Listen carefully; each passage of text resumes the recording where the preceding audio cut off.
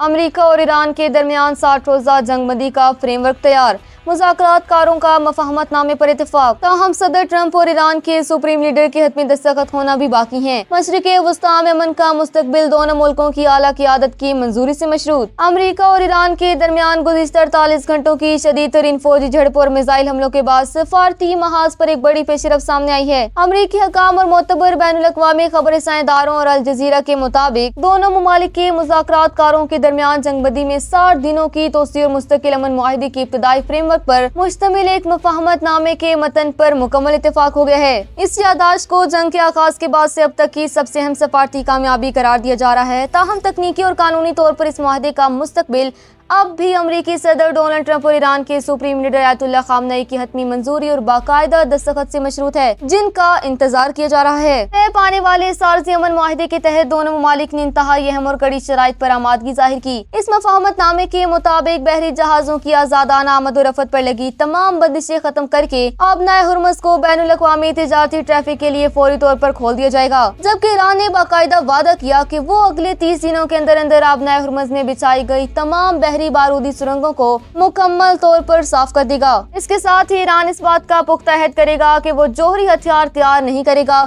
اور اس 60 روزہ مدت کے دوران دونوں ممالک اس بات پر باقاعدہ مذاکرات کریں گے کہ ایران کے پاس موجود افزودہ یورینیم کے ذخائر کو کس طرح ختم یا ٹھکانے لگایا جائے گا۔ اس کے بدلے امریکہ ایران پر عائد معاشی پابندیوں میں نرمی کرنے، منجمد کیے گئے ایرانی مالیاتی اثاثوں کو بحال کرنے اور ایران کی سمندری ناکہ بندی کو متوازی بنیادوں پر ختم کرنے کے معاملے پر تفصیلی بات چیت کرے گا۔ اس تاریخی پیش رفت کے باوجود واشنگٹن اور تہران کی اعلیٰ ترین قیادت کی منظوری اس پورے عمل کے لیے سب سے بڑا اور کلیدی مرحلہ بنی ہوئی ہے۔ صدر ڈونلڈ ٹرمپ نے گزشتہ روز کابینہ کے اجلاس میں واضح طور پر کہا تھا کہ وہ اس معاملے میں کسی قسم کی جلدی میں نہیں ہیں اور وہ مذاکرات کی موجودہ صورتحال سے مکمل مطمئن نہیں ہیں، جبکہ ان پر ان کی اپنی ریپبلکن پارٹی کے سخت گیر رہنما اور اسرائیل کے وزیر اعظم بنجامن نیتن یاہو کی طرف سے شدید دباؤ ہے کہ وہ ایران پر سے عسکری دباؤ کم نہ ہونے دیں۔ دوسری جانب تہران میں بھی ایران کے سپریم لیڈر کی طرف سے تاحال اس معاہدے کو حتمی منظوری یا سائن آف نہیں ملا، جو کہ جنگ بندی کو نافذ کرنے کے لیے لازمی ہے۔ اگرچہ دونوں طرف کے سفیروں نے فریم ورک طے کر لیا، لیکن جب تک صدر ٹرمپ اور ایران کی اعلیٰ ترین قیادت اس پر اپنے حتمی دستخط ثبت نہیں کر دیتی، تب تک یہ معاہدہ نافذ العمل نہیں ہوگا اور خطے میں جاری عسکری تناؤ کی وجہ سے یہ سفارتی کوشش کسی بھی وقت خطرے میں پڑ سکتی ہے۔